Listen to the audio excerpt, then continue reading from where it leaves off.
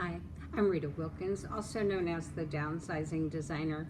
So today I want to talk to you about something that I am asked about all the time as the Downsizing Designer, and that is, how do I let go of sentimental stuff? So if you're downsizing or decluttering your home right now, you might be having difficulty letting go of some of those things. You want to, but you're really having a hard time with that because it means so much to you. But it's also killing you not to give it up.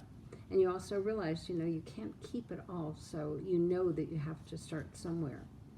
So you're stuck, and you're frustrated, you're overwhelmed, and you feel guilty about letting go of some of that stuff. And on some level, you might even realize that this is actually stopping you from moving on and from having a life that you really want, that life with less stuff. So understanding that clutter is simply deferred decisions, putting it off till tomorrow when you could put those books away, you could put those coats away, whatever it is. It's simply a deferred decision. So things like, I'll get around to it someday, when X happens, then I will do it, or I'll be ready for that someday.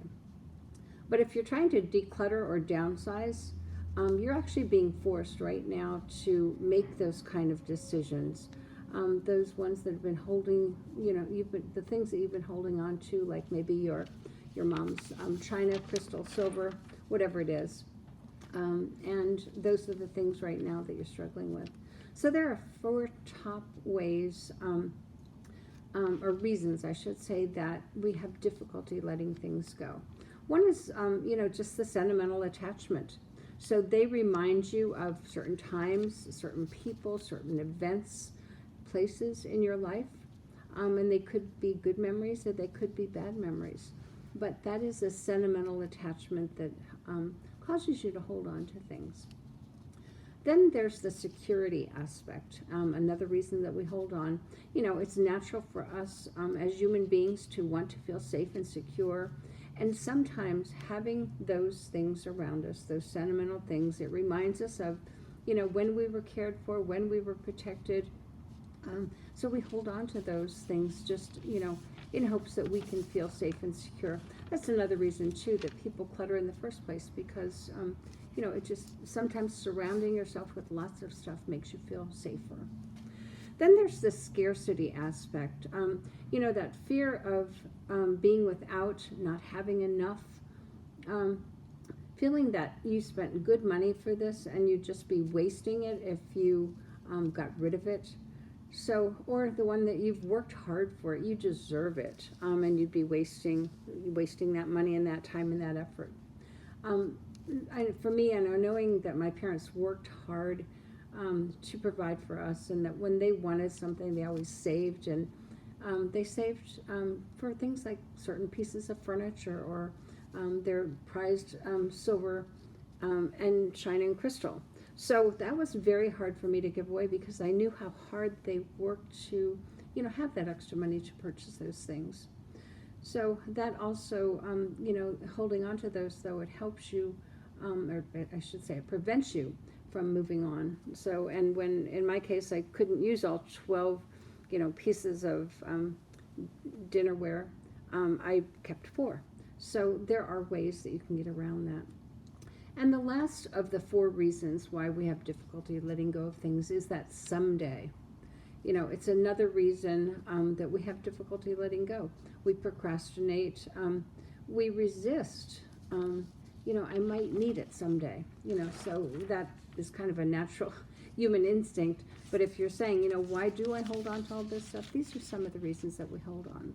So there are some steps, though, that you can take to help you let go, and how to get started on that process. So one thing I would suggest is just take one item that you're having a really hard time letting go of, and it's particularly sentimental, and when you look at that piece, what kind of memories, good memories, do you have about it? And then the second thing is, what bad memories might you have about it? And what emotions does it elicit? So does it elicit happiness, sadness, anger, upset. And then acknowledge that this item is making you live in the past, not moving forward. So in other words, you're looking back at your life versus looking forward. So if this does elicit bad memories, ask yourself, are you willing to let go of that after all of this time? And if you are, it's an ability to put it in the past, put it behind you so that you can move forward. Things like divorce, when you come across photos of, a happy time in your marriage, it's hard to let go of those, but is that holding you back? So sometimes burning a photo, burning a letter, burning a document, just getting it out of your life. That is very cathartic. It's also, liberating. It's a way for you to then move forward.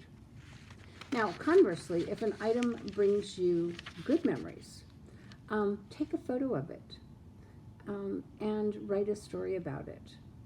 So then let it go. So obviously you can't hold on to everything. And these things do mean something to you, but when you have a photo, when you have a story about it, and then one thing I would also recommend is that then you create a Shutterfly type album of all of those wonderful things that you've let go of. You have great memories, but you also now have great stories. So this is not just for yourself, it's also for your family and your friends after you pass. They'll understand, why it was so sentimental for you. I always tell a story about an alarm clock that I found of my dad's in the basement. I hadn't seen it in 10 years, and it was packed away. But when I saw it, it really made me cry.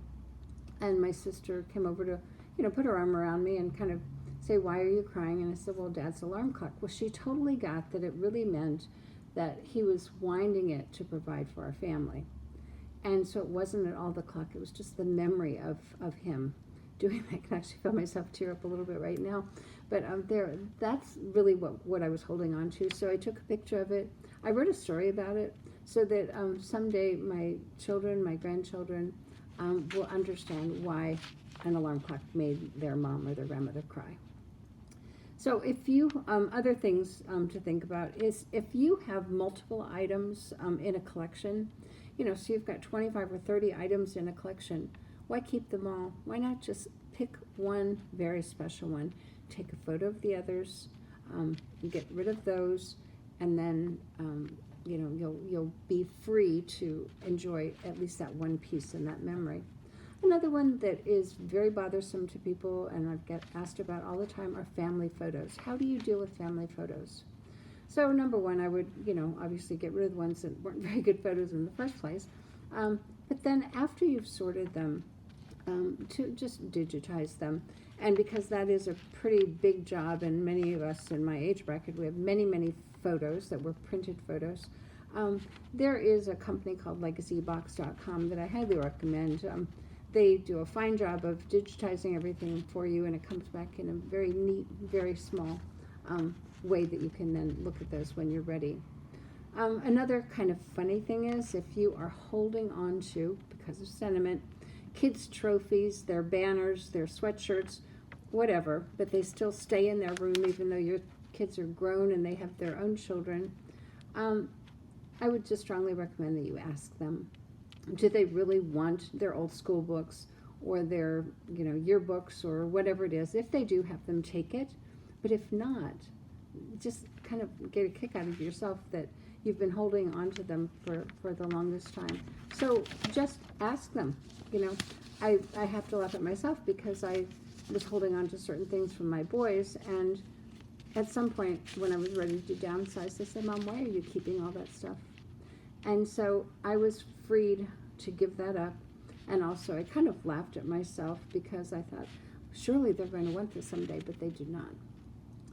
So, hopefully we can all laugh at ourselves a little bit and hold on to some of the things that are still memorable to us. But all of those things, when you think about it, they've been taking up valuable space, not just in our homes, but in our minds.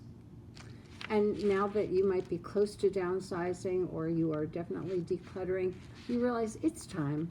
It's time to make those decisions, stop putting it off, stop resisting, and it's time to, live your life more fully with less. So I hope this video has helped you. It's something I'm totally committed to, living my life with less and then passing it on to you if you are interested. I do have a 6-week decluttering challenge on my website, designservicesltd.com, or Rita Wilkins at ritawilkins.com. It's all of $30. It's 6 weeks. It is much more content like this on how to let go of things. Why do you declutter? Why do you clutter in the first place? What is clutter?